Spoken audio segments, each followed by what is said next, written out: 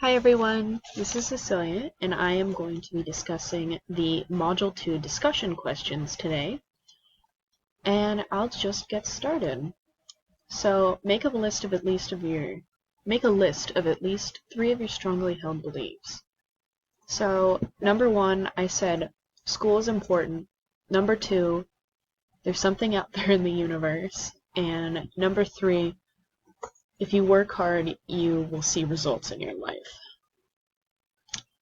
What are those beliefs based on? So I come from a middle low class income family. So my parents have always taught me to work hard. And also they said if I don't want to end up, doing physical labor for the rest of my life, I should stay in school. So thus school is important. And I also grew up within the church, but I kinda, through life experiences, I don't really like organized religion, but I definitely think there's something out there in the universe. And some of the big influences in my life would probably be my parents that kinda reinforced those, and just, uh, being in school, like kinda knowing how the universe works and that like, hey, we're not the only things out here, most likely. Discuss how your text would explain your response and be sure to cite the text.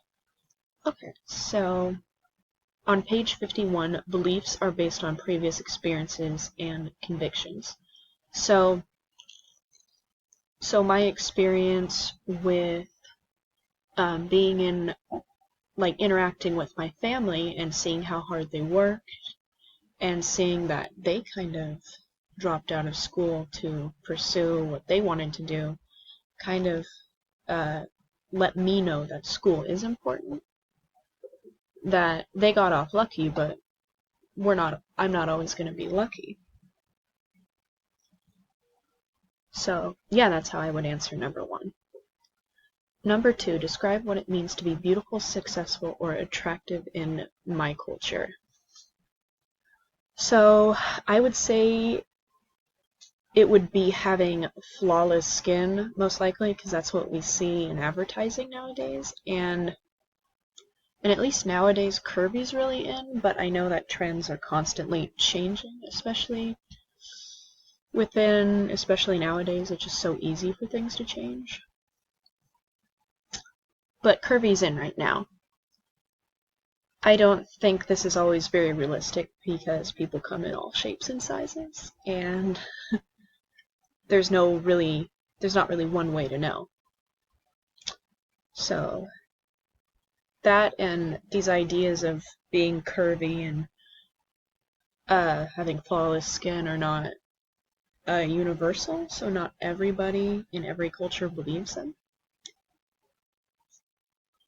And then, how does our author explain this cite text in your response?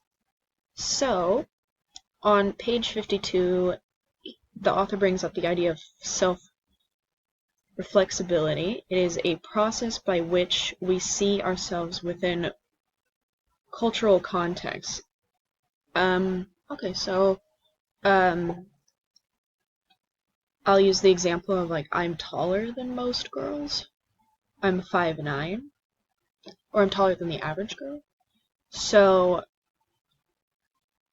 that's going to be different culturally because I'm probably most likely taller than an Asian girl. Just if I was to guess culturally.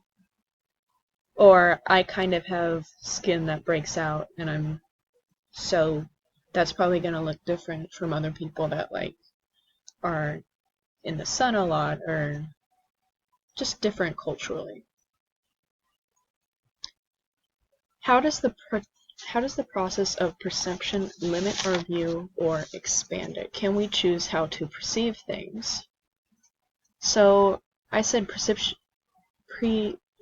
can explain our view in some contexts. We can choose because I believe we can go out of our way to explore our senses. Yeah, and compare your perspective with that of the text. So the text states on page 45, the author describes perception as becoming aware of making sense of something through senses in perspective is our point of view. So, yeah, we can definitely expand our point of view, but I think it's just what's available to our senses at the time can really change how we are perceiving something. And if I think we want to explore things, we need to explore our senses to get a full sense of what's really going on in any given situation. Think of a time where you misunderstood a message. What was your psychological state at the time? So, a time when I understood a message was when I was very tired and I was taking an early Spanish class, and I was confused by what my partner was saying. So in this instance, I used closure to complete the sentence that they were trying to say. They were saying, where was the time, when I think they meant what was the time. So on page 63, the author defines closure as the tendency to use previous knowledge to fill in the gaps. So in that instance, I knew that he meant what is the time and not where is the time, because where is the time doesn't make sense, and in my experience, I've never heard someone say where is the time. So, yeah. 5. List at least 3 demographic traits that apply to you. How does belonging to these demographic groups influence your perceptions and priorities? So 3 demographic traits I would use for me would be my age, which is 19, my gender, which I identify as female, and my geographic area, which is the Pacific Northwest. So since I'm younger, school is going to look more like a priority. Since I'm female, I like the idea of equal rights, and I'm also like half of the population. And since I'm from the Pacific Northwest, I believe it's the best place ever. And where is it? Sorry. Share your thoughts with your classmates and be sure to discuss how the author might explain your responses beside the text in your answer. On page 70, the author describes demographic traits as the traits I share with other people.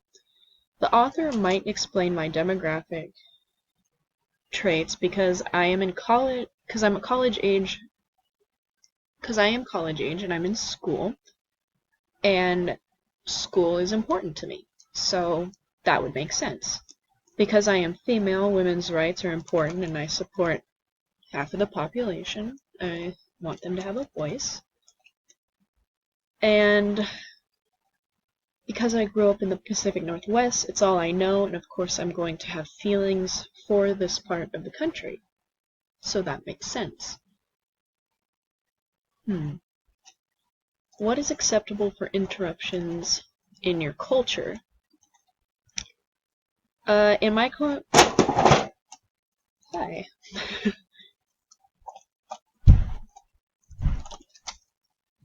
Hey. Sorry, my cat. In my culture, interruptions aren't really acceptable. I'm glad that happened. That's funny. Because my cat's an interruption. Yeah, so in my culture, interruptions aren't really acceptable. It's kind of a wait your turn type of deal. If I were to guess, I would say men interrupt more. And compared to young and older people, while I was in school, it was younger people, but now that I'm more in the working world and I do work with older people, I kind of find that they're more likely to interrupt or make a scene. So, how is this discussed in the text? On page 65, the author describes interruptions as impairments to someone's ability to understand or retain information. So, yeah. I think both, I think, both men, women, young and old people can be guilty of interruptions, and especially if they are interrupting us towards a common goal, especially within intercultural communications, that's an issue. So, yeah, that's kind of all I really have to say for this video. Thank you for watching this if you got to the end of it, and have a great day.